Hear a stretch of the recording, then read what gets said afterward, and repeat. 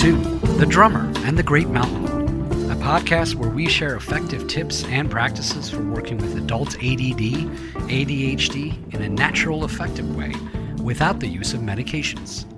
Each episode, join me, your host, Batman Saram, along with the author of The Drummer and the Great Mountain, Michael Joseph Ferguson. Join Michael and myself in an interactive discussion of sharing our stories as we journey together in transforming what can be the gift of being what we call hunter types.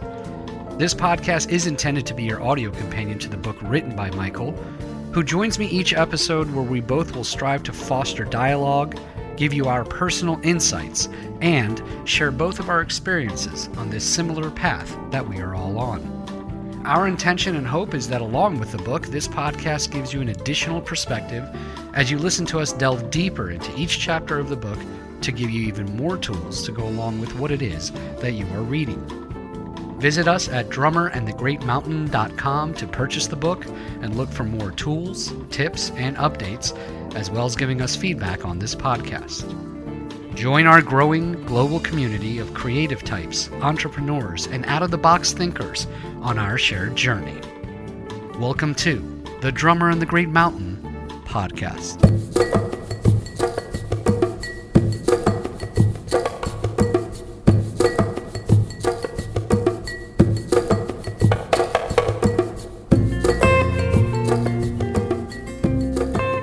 Welcome, everyone. Thanks for tuning in. I'm your host, Michael Joseph Ferguson. Well, there's a lot going on. First off, reaching out to all you hunter types. I hope everyone's doing okay. On this podcast, we are going to be talking about, with the coronavirus and everything going on, how do you overcome the fear and find stability? That's the theme for today. We were going to be doing a podcast on meditation, but I felt like this was really important.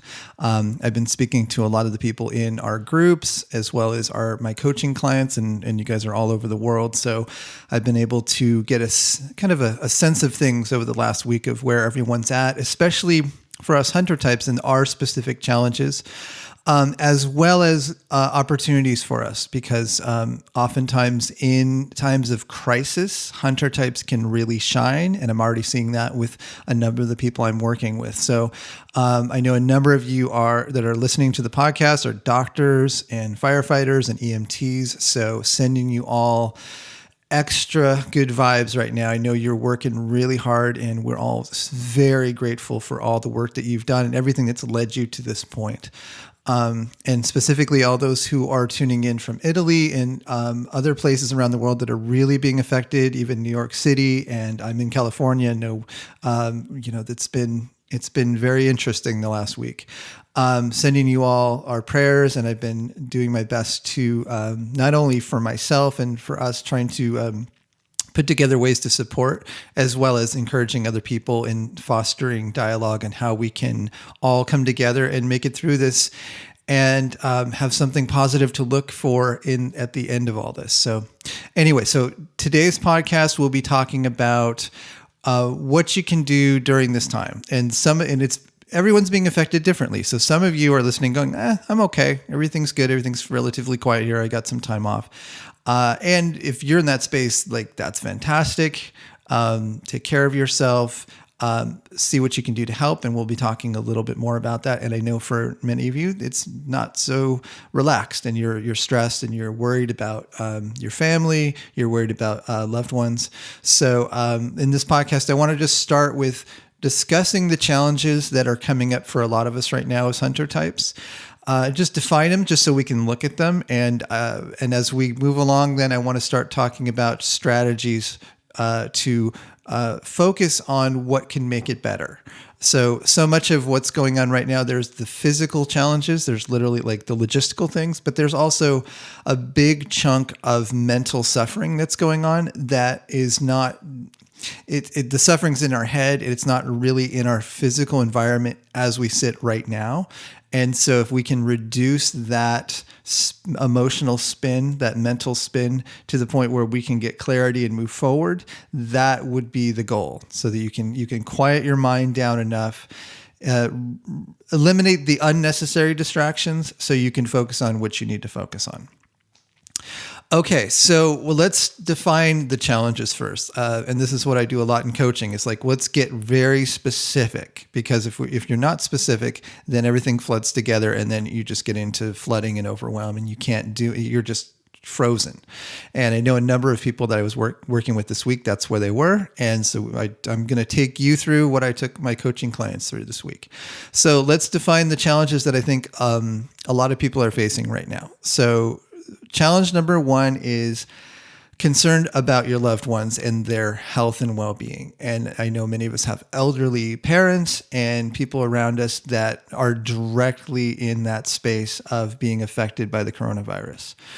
And that's real. And that means there's logistics involved in making a change to that. And there's things that need to happen. So that's one. And I'm just going to go through and list these, and then we'll come back and talk about them. So just loved ones at risk. And also there's people that are younger that are also at risk too, that have certain health challenges. And as many of you have been watching the news, it can affect all of us in some way, shape, or form, and depending on how, our body and our immune system's functioning currently.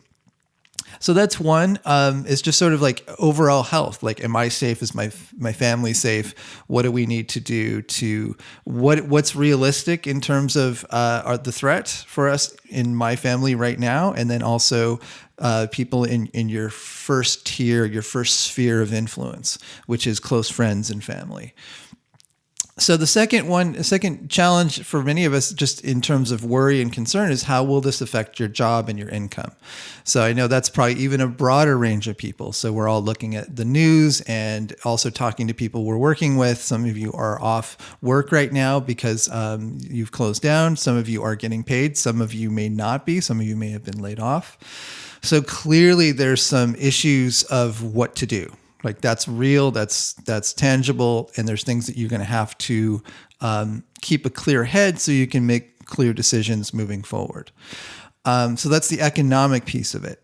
And then in terms of kind of drilling down into more of the day-to-day, there's just the classic hunter type being caught by stimuli, which is obsessively checking the news. A lot of us are doing it. I'm trying to discipline myself to only check a couple times a day. Just to keep myself level. So and we'll talk a little bit about what that mechanism is. It's even more, there's a couple other pieces involved in this other than just the classic hunter type being caught by stimuli. So we'll talk a little bit about that. So just being able to function because you're constantly being distracted, or it's just everything's shifting. So you're scanning the environment again, going, where's the danger? What's going on? What do I need to do? And if that's all you're doing, then that's going to, obviously, you're not going to have any kind of structure in your life right now. So you're just going to constantly be reacting to what's happening on the news. So there's that piece. So being caught by stimuli, that's definitely the hunter type challenge.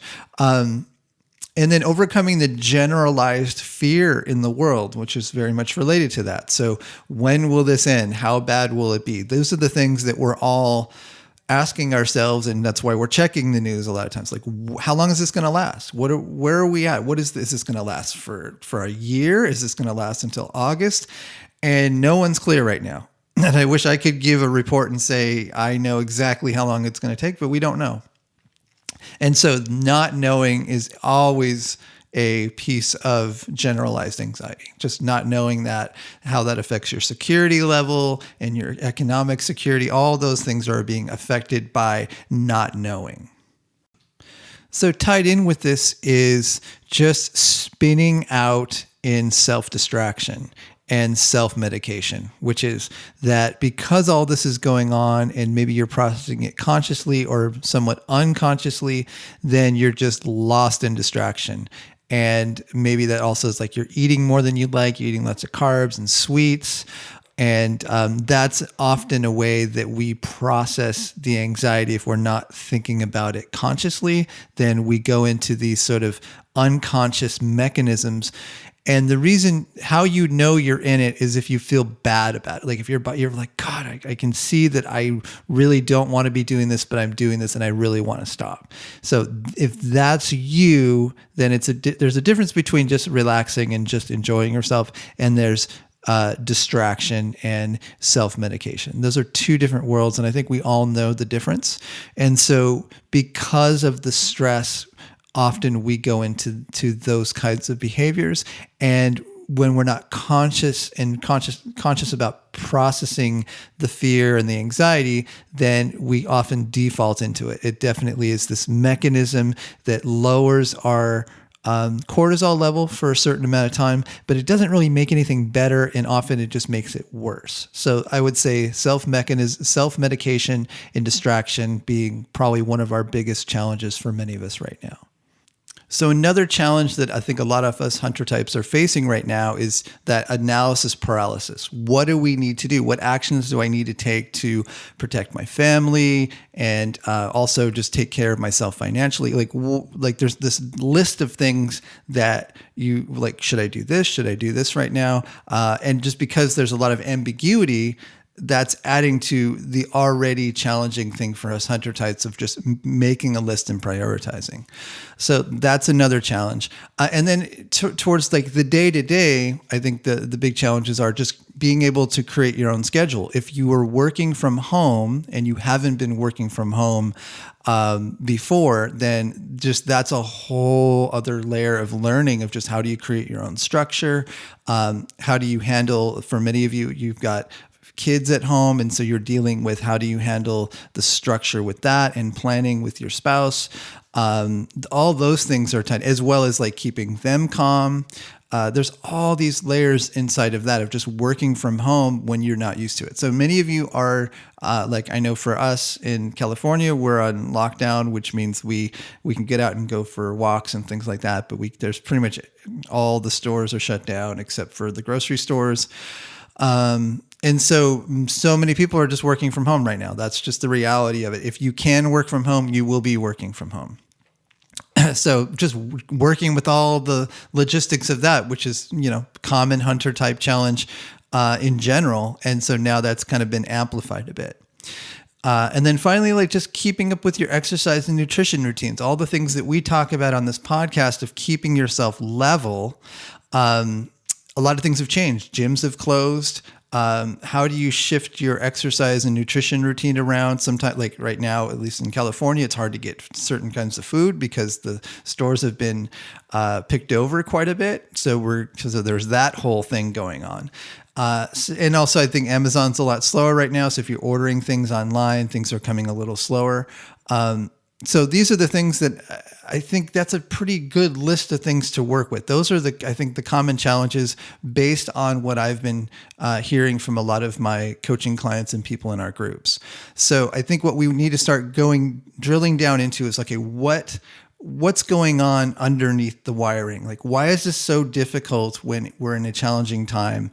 What's going on where I can't think straight? I think that's a good place to start, because if you can understand the mechanism that's going on both within you, but within the collective, it'll give you a little more information, and it also may be able to support you in the dialogue you're having with your family and with people around you, so you can get back to a place where you've kind of booted your thinking brain, your cognitive brain, you've gotten it back online again so you can make good decisions. So let's start with what's going on in our brain. So why is it so scary, and why are people reacting the way they're reacting? Why is it that many of us can't get toilet paper? And why is it that even though they've requested maybe 1 to 2 weeks of supplies, that people went out and bought everything up and just like cleared the shelves? What's going on is there's this part of our brain called the amygdala that we've talked about in previous podcasts. They call it the amygdala hijack. So the reason why you're alive today is because your ancestors successfully used this mechanism so they didn't die. That's really what happened. So instead of them sitting there staring at the saber-toothed tiger thinking, oh, I wonder if that's a tiger, their amygdala kicked in and said, you're in threat. You need to get out of here right now. And it turned off their thinking brain and cued adrenaline to get them to move and get out of the dangerous situation. So that mechanism has kept us alive. It's a beautiful mechanism. It's kept us safe. The issue becomes when there's abstract threat, when there's not direct imminent threat. So even in the virus, it's like there is a threat, but there's varying degrees of how directly you're being affected in this moment in terms of your fight or flight response, right? So if you are in a space where you're safe, you're at home, you've got food, and you're settled, then it's no longer appropriate for you to have that fight or flight adrenaline, that just hyper tense space, because you're in that moment you're safe, and it's really a moment to moment mechanism. But when you sit and you watch the news and you hear like the economy's being challenged and all these things are happening, then the amygdala kicks back in again. And it's really hard to then think clearly. So you're constantly reacting to what's going on, what could potentially happen, and you become obsessive in terms of, okay, well, what do I need to do to change this? I need to just constantly check. And the issue of that is, okay, it's understandable to a degree, but if you can't think clearly, you're not going to make good plans moving forward. If you're just kind of spinning out every day, or you're self-medicating in whatever way us hunter types self-medicate, that's probably not the most useful and practical way to move through the world right now. So if you understand what's going on, so there's a trigger, there's something that's saying I'm not safe. And when both you're experiencing that and then you see people around you experiencing that, then you start to get a feel for why the people are hoarding and going into this sort of extreme behavior right now. There's some of it is valid, some of it is an overreaction. So because of that, the issue becomes, one, how do you take care of yourself? How do you get yourself back to center again so you can make clear decisions, assess what you need to do, and make a plan? So that's sort of that's what's going on. A lot of us are in amygdala hijack. It's not just hunter types, everybody. And so they're reacting in ways where they feel like they have some kind of control. I'm going to go get a ton of toilet paper. I'm going to get a ton of food because the food might not be there tomorrow. If for some people who've lived in other countries where there's been real lack for long periods of time, they're more familiar with this. They know what this feels like. In the West, which I think a lot of us, in the audience here are listening, this is the first time we've ever experienced this. So it's new, and we're not clear of like, okay, what level of attention do I need to place on things right now? Okay, so that covers, I think, kind of major anxieties that many of us are facing right now. So let's start talking about how do we overcome the fear? And specifically, I'm going back to the amygdala hijack, being able to get ourselves out of the anxiety so we can think clearly and make good decisions. And for those of you who are fine, like you're listening and going, I'm okay, everything's good, it's going to calm down, then that's great. And then just listen to this and maybe just have this in your toolkit for a time when you may actually need to use it. So the first step and the primary step, if you're overcoming any kind of anxiety, is piecing apart the strands. So basically, when everything floods together, that's when we easily get into overwhelm. We call it flooding. So this is common for us hunter types no matter what.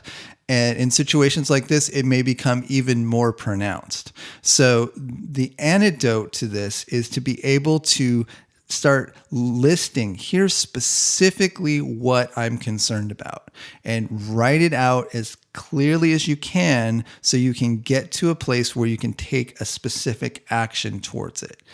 As you start doing this, as you start to list the things that you're most concerned about, and you start to write out action items, what tends to happen is the amygdala starts to quiet down. It's like your brain is with anxiety is giving you a signal. It's saying, there's something to look at here. There's something to be concerned about. If you start taking action towards addressing that, the brain goes, okay, you got the signal. Okay, and it may be looking for then the next threat and the next threat, but at least you're starting to piece apart what you can specifically do, and it'll start to reduce the anxiety. It'll give you some clear action items, and just having the action item, and I can verify from just coaching a lot of people that once you get to clear action items, your tension and anxiety can go way down because you're like, okay, now I know what I need to do. Whereas if you're just in that space where everything's just sticky and sticking together and you're just like overwhelmed, then there's no opportunity to make any progress on any of the things that's triggering the anxiety. So what I would advise you to do, and again, if you can journal, I know I just talk over and over, continually talk about journaling on this podcast, but this is such a key piece. It's a key tool in this situation. You can either journal what I'm talking about, or you can sit and talk with another person and go through these same steps, whatever feels comfortable to you. So where I would start, because there is a hierarchy of needs that all of us have, and when certain needs aren't met, they trigger a much bigger emotional response than others. It's important to know where to start. So the first circle, as you're starting to piece apart what you're most anxious about, the items that I would start with are security, health, finances. Anything around your baseline security. So health and finances, for many of us, those are like huge. Like and health, I'm also referring to the well-being of the people around you. So start there. So if you're security, security could be just like shelter. Like if you're in an extreme situation, which I know probably most of you aren't in this situation. Like, am I safe? Is someone going to kill me? Like that's security. That's like the base level security. So if you're not there, then you could move on and say, okay, health-wise, my health, the health of the people around me. You can start there and start listing out the things that you're most anxious about. Just make a list and see if you can get as clear as possible about the fear of going on. So, for example, you could say, well, I'm concerned about the well-being of my family. Okay, keep going. Write out each person's name. Who are you most, and then look at that list. Who are you most concerned? Who's at most risk right now? Circle their names and start to get clear about, okay, now, and we'll talk about this in the next step, what actions can be taken to support that person right now. So you feel a sense that you're addressing the fear and you're going to do something to support that person or yourself. Again, like the health of your family right now. So that, I would say, health. And then finances is another one that's really challenging us because it's connected with security. So we're worried about finances not because of money. It's because money means a safe home, money for food, those kinds of things. That's why finances have such a trigger on us, is they have to do with the base level security in the world. So again, with finances, start to write out specifically what you're most concerned about and go into it if you need to. Be as specific as you can so you can get to, okay, that particular threat. So if it's, I'm just worried that I'm going to lose my job. That's good. See if you can go even deeper into that. What is your biggest concern about it? How is your company doing right now? Who do I need to talk to get a sense of where everyone's at? So those are things to start really drilling down right now. It's like, what is happening specifically in these particular areas? Health, finances, and then work, as you can see, is connected into that. But work is not, I wouldn't put that as the number one priority. I would have, it's like tangential to finances. It is something that's connected to finances, but it's, because you can go down to all the rabbit hole of like, okay, I'm concerned about how to work from home. And like, those are lesser stressors, whereas health and finances have a much more imminent effect on your overall well-being and the well-being of your family. So that's the first circle: security, health, finances. Start there. Make a list of all of the concerns as specifically as you can. Then, one at a time, write out at least one action item that could support clarity or mitigate that particular concern. See if you can get clear about a very clear action item you can take, like calling your boss and asking him what is the status of the company right now? What is the overall financial health of the company? What is the plans moving forward? Now, for many of you, that's not the issue. Like, you're okay. Like, you've got your company is fine. Maybe they're doing more like online stuff. So they're actually, some companies are booming right now. So, but depending on where you are and what your concerns are, be specific and start with those three things: security, health, finances. If you handle those, then you can move on to the lesser concerns. But if you don't handle those, then that anxiety will undoubtedly affect every other thing in your life. So if you feel like if you can keep shoring that area of your life up, and this is why a lot of people, even I had to make this decision the other day where I woke up. It was Sunday night, Monday morning. I had a lot of stuff to do on Monday. If I got up really early, I knew it would throw my day off. But middle of the night, I was kind of getting a sense of, you know what, I probably should go down and make sure we're stocked up with food and have food for the next couple of days. And it was the first time that had kind of bubbled up. And I talked to Quest about it. We discussed it, and we're like, okay, no. And what I came to was, it wasn't about necessarily we're not going to have food. What I came to was, if I have enough for the next 2 weeks, just general the things that I'm used to eating on a regular basis, it's like we've got food for longer than that. If I have that, then I will be clear and more calm so that I can support people more effectively this week. And so when I kind of weighed how should I do this and throw my schedule off today, but get the food, I decided, yes, that's probably the best thing to do. And so we went out and we had to go to two or three stores. And actually it was pretty intense. There was a lot of people there. There was a lot of stuff that wasn't available. And so it definitely was kind of a trying, intense experience. And it definitely threw the whole day off. But I'm very grateful I did that because I did that, I was able to get back to center, got some rest, actually went back and took a nap for a little while. And I was able to function much better during the week because I knew if I didn't handle that, then I'm going to be on calls. I'm thinking, oh, shoot, I need to get down to the store. And for me, that was the decision. And I knew we didn't hoard. We got what we needed. And because I handled that, then I was able to be much more functional. So that was an example of how I handled it this week. And it also changed my priorities a bit. I did different things than I would have on Monday morning, and I had to push some stuff out. But because it was a security level thing, I thought it's got to be a priority. So once you've written out specifically what you're most anxious about, and then 2, you've went through and listed some doable action items that you can take. And I want to be specific about what doable means. Doable means something, a specific action that you can take either immediately or in the next few days. That's what I mean by doable. If it's too vague, that where you can't just say, if you can't schedule it, then it's probably too vague. You need to be able to say, I'm going to do X at this specific time. If you can't get to that, then you've got to get more specific about it. So once you've gotten that list of action items, circle the items that are most important. So we're already addressing the top level priorities, but then look at that list and go, okay, what's actually most important, and start working on those action items. Okay, so that's, I think, the key piece to overcoming fear is just being specific. And then once you've done that, then you can start chipping away at the lesser fears. Okay, staying at home, what do I need to do about that? What do I need to do about childcare? Which we'll talk about in a second. How do we find stability in this time? So let's start with exercise. So exercise for us hunter types is our friend. It's the number one go-to in terms of reducing our anxiety, increasing our mental focus.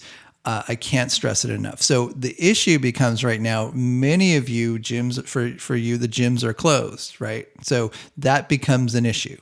So if that is the situation, then you just got to get creative about how you get your cardio in. Because especially if you are feeling extra anxious right now, then my suggestion, unless there's a health issue that would keep you from doing it, cardio at least once a day would be my recommendation. I think even if it's for 10 to 15 minutes, if you have a cardio workout of some kind, it will most likely reduce your anxiety, increase your mental focus, and give you the ability to show up and make good decisions. So typically, going back to the amygdala, when you're moving, your amygdala is actually triggering you to move. In a sense, I mean, that was when it gets triggered. It's saying you're in danger. You got to get out of here. That was the core That's the core ancient mechanism inside our brain. So when we move, we're releasing that anxiety. We're moving it out, and the amygdala starts to shrink because it goes, "Okay, you're moving. You got the message. Okay, I can relax now." That tends to happen. So I want to just encourage you: movement on at least 10 to 15 minutes a day, especially cardio.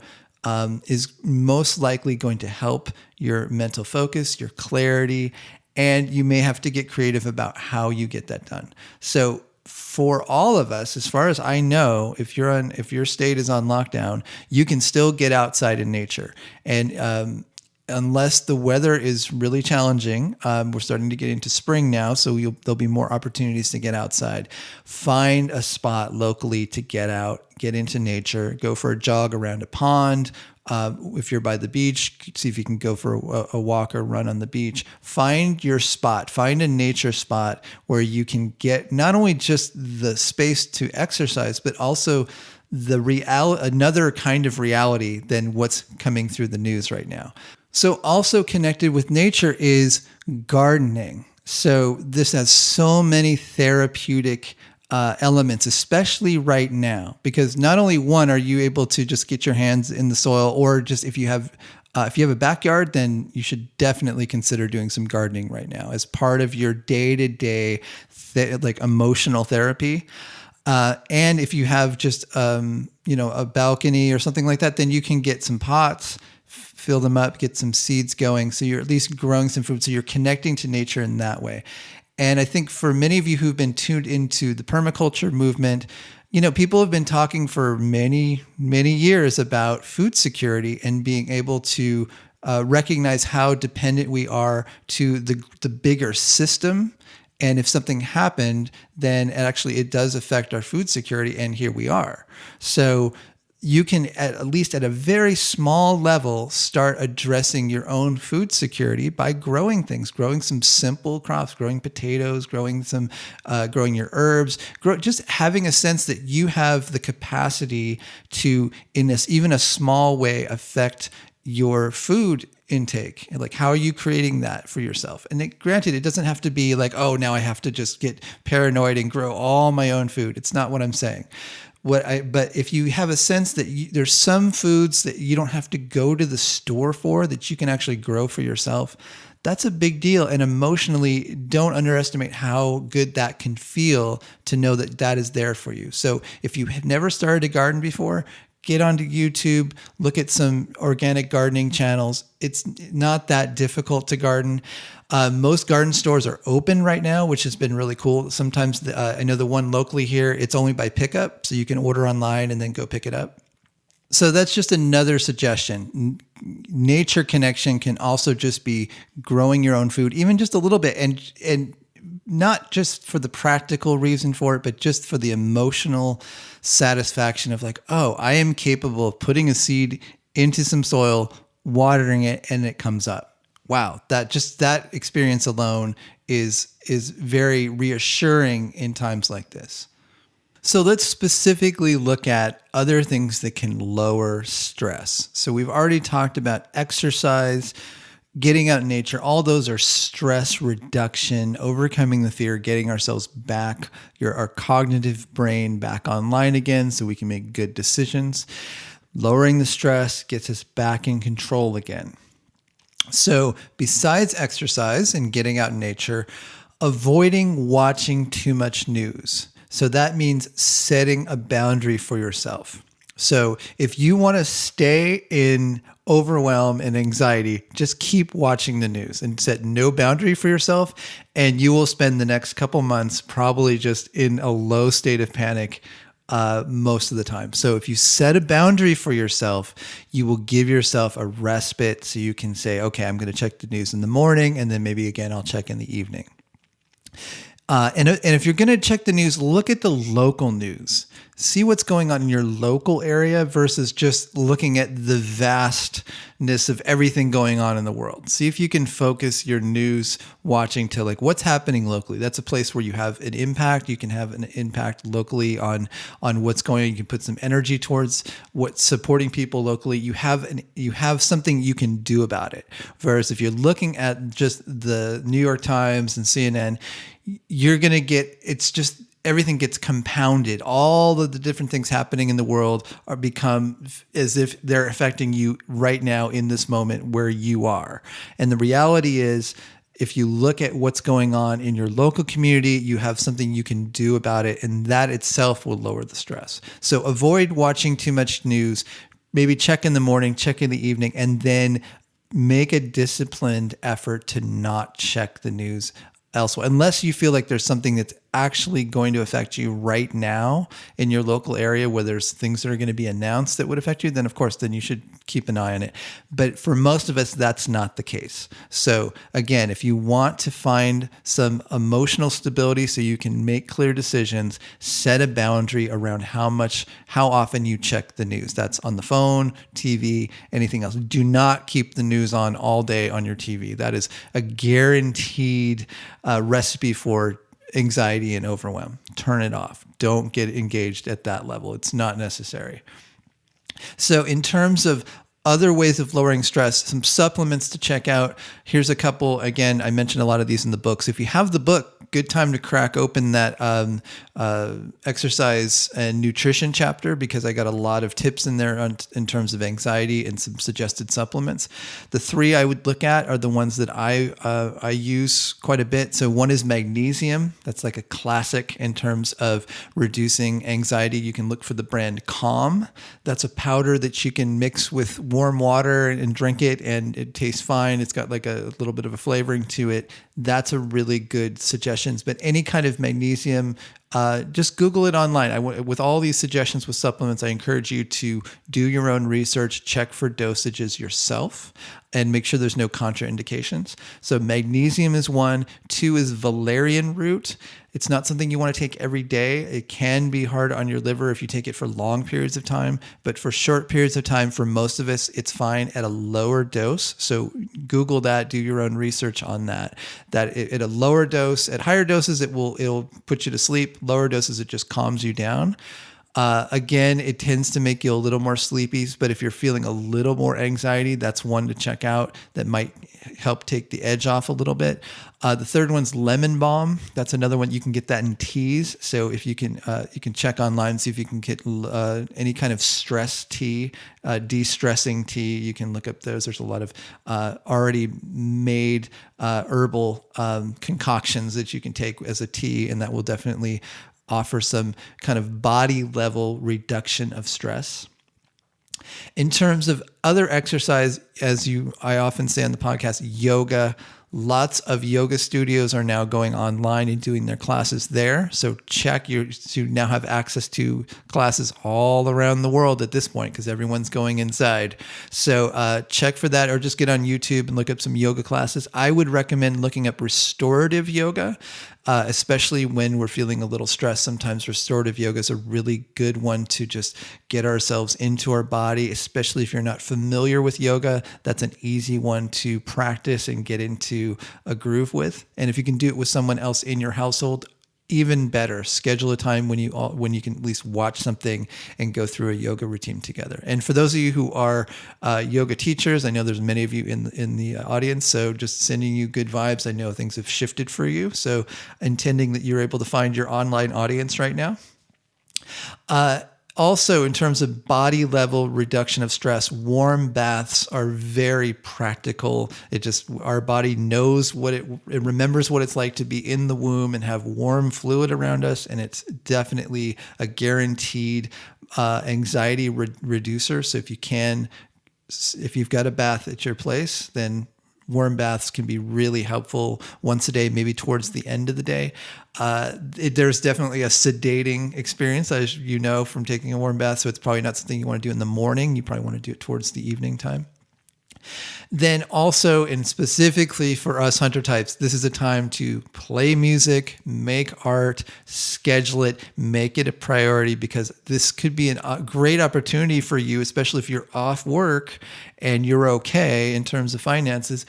Get some of those art projects that you've been waiting to do, get some of those going right now. Schedule a little time every day to work on them. Play some music. If you're working on learning a musical instrument, this is a really great time. Schedule some that lowers your stress, and it's really pulling on your hunter type tendencies for creativity. It's like we're in our zone when we're creating. That's for most of us hunter types. That's our zone. And so make sure you're creating space for that in your life right now. And if you can share it, if you can hop online and share it with other people, then all the better, whether it's art, drawing, painting, music, see what you can do to connect with other people instead of just secluding right now. So moving on from lowering stress, let's talk about boosting your immune system right now, because that's part of what's going on. And if nothing else, when you feel like your immune system's stronger, you'll feel a little bit more that itself will lower your stress levels. So, this is how it's interconnected. When we're more stressed, our immunity goes down. So when we reduce our stress, our immunity goes up. So coming back to some of the suggestions we had earlier, exercise, cardio exercise, very high on the list for boosting your immune system. The reason why that boosts your immune system, besides lowering stress, is our lymphatic system, which is a big part of our immune system, does not have a pump like our heart does. So our cardiovascular system, the heart is pumping blood through our veins, whereas the lymphatic system does not have a pump. So when we're moving up and down, and it's been said that if you, like people will jump up and down on trampolines, and that boosts your immune system because it's moving your lymphatic fluid through your body. So exercise and boosting your immunity, there's so many benefits to it. So I want to encourage you, cardio exercise, or at least going for walks, can definitely boost your immune system because it will lower your stress and it will kick in your lymphatic system. 2 is a couple supplements to check out: vitamin C, zinc. Those are 2 that, as I've been looking and doing the research on what could be contraindicated for the coronavirus, neither one of those are showing up on the list. Those both can directly support your immune system. If you can, aim for those. And during this time, if it were me, I would avoid dairy right now. Dairy tends to be a little harder on our bodies and potentially can lower our immune system. So if you're questioning it, I would say definitely reducing sugar and reducing dairy right now, and or eliminating could be a good move. If you're wondering kind of like what's my best move right now for immunity, that's where I would go with it. I'm not a nutritionist, but I can just say 100% based on my personal experience, when I got rid of dairy, when I got rid of gluten, and I got rid of refined sugar, I almost never get sick. And I'm still blown away by, like, I could have spent like the first 20 years of my life so much healthier had I done that. So, exercise, vitamin C, zinc, reducing some of the artificials, eating a cleaner diet right now is only going to help boost your immune system. So moving on to another point under finding stability. So all of the points that I've just been mentioning, we're still under the bigger topic of finding stability. One of the key ones that I've been talking with a lot of my coaching clients about this past week and our group is keeping with a schedule, which is already a challenge for us hunter types, but especially when things are chaotic like this, it can be really hard. But here's a couple tips. So if you have a family and you and your partner, especially if you're both at home right now, which many of you are, then set a structure for yourself. Sit down with each other and see if you can schedule the day out together. It's easier to do it with another person than if you're trying to do it by yourself. And it's almost mandatory if you have kids. Like, you're just going to have to do it. If you do not have a partner that you can schedule your day with, then what I would suggest is reach out to at least one friend who's in a similar situation that you can hold each other, you can be your accountability partner. So get on Zoom, get on FaceTime, and say, hey, okay, let's schedule to talk every day at like 8 a.m. and we'll do like our planning for the day. We'll check in at noon. And then we'll do a check-in at the end of the day. And so basically especially if you're working from home, schedule out what you're going to do for the day in the morning. And if you have another person, say, okay, what are my goals for the day? Write them out, write out a general schedule for yourself. And if you're doing it with another person online, then you just have, you have them hold space and you just write out your list. And maybe you go back and forth a little bit, then ask them, what are their goals for the day? What are their specific actions and what's their schedule? And see if you can even block out like, okay, I'm going to work on this work project from 8 to 10, and then I'm going to take a break for half an hour, and then I'm going to work on this project.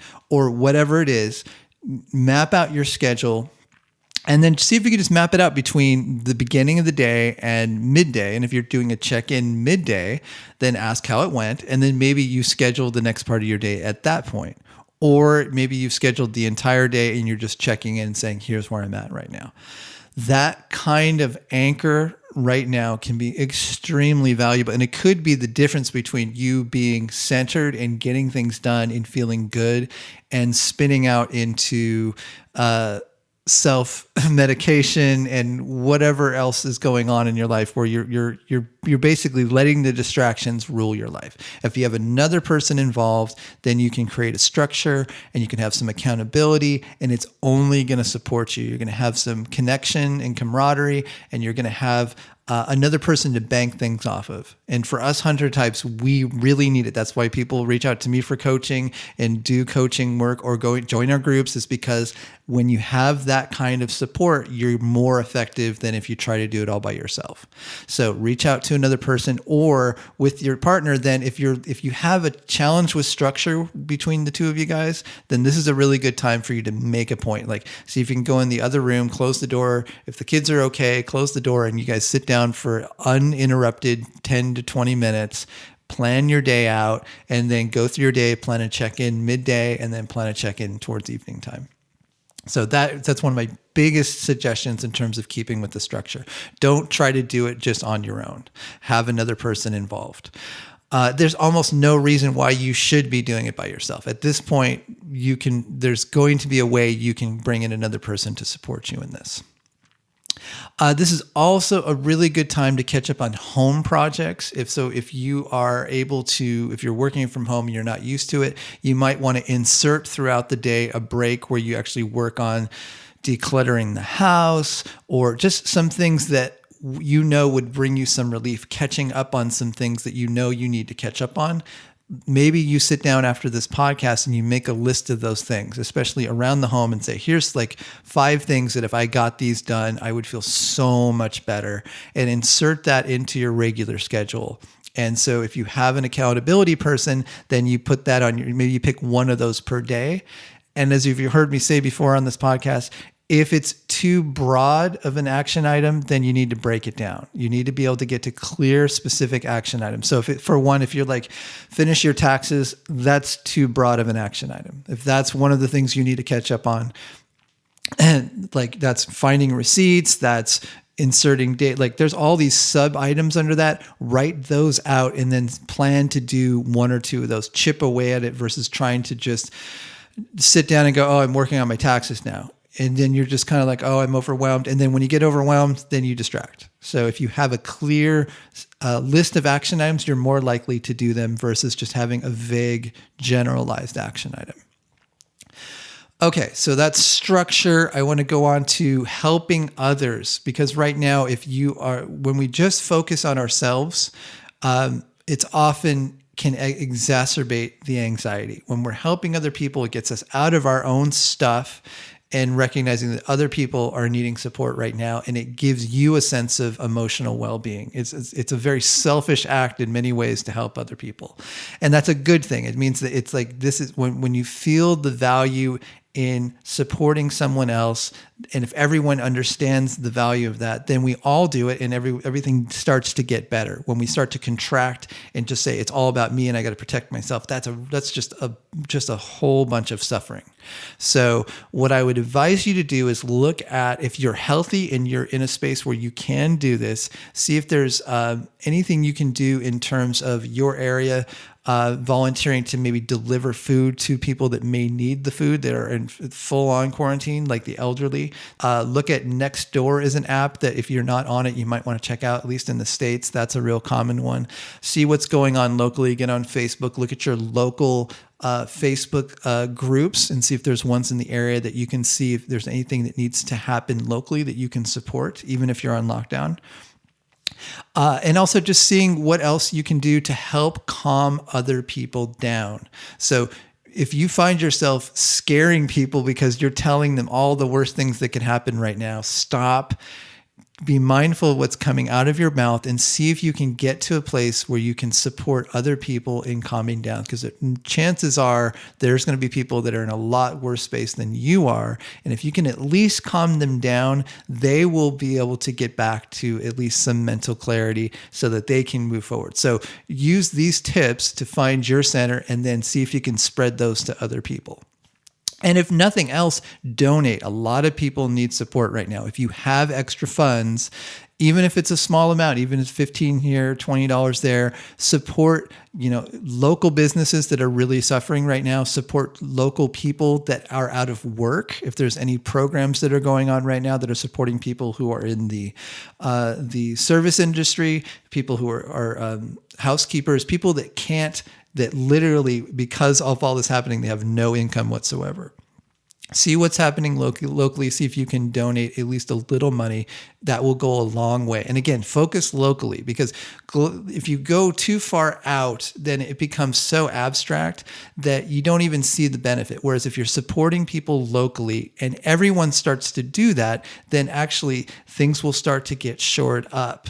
Whereas if we're waiting for the federal government to come in and fix everything, it's just not practical. It's not practical, especially right now. So see what you can do to support local needs and see what you can do and insert that into your day-to-day schedule. Like, what can I do as you're looking at your family and your work and all that, what can I do to support at least one other person today? If you do that, you're going to feel better and it's going to make the world better.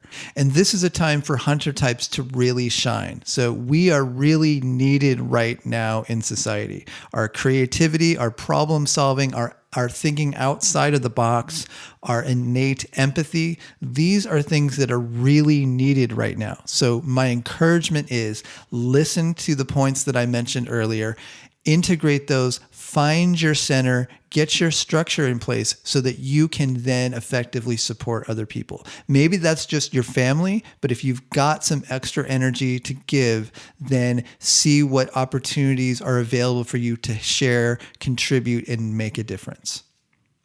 So I thank you all for listening. I hope you're doing well. Please stay in touch. I will be back in the next podcast and we'll be talking about meditation and continuing our discussion on mindfulness.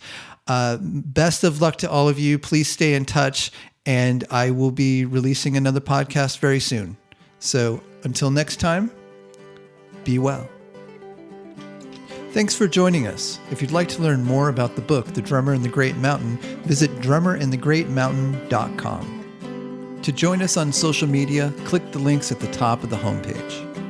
Help us spread the word. We're a small press and reviews really help. If you've been enjoying the podcast or the book, consider writing a review on iTunes, Amazon, Goodreads, or your podcast app. If you're new to the podcast and want to quickly get up to speed on the concepts we discuss, check out our free 5-day mini course.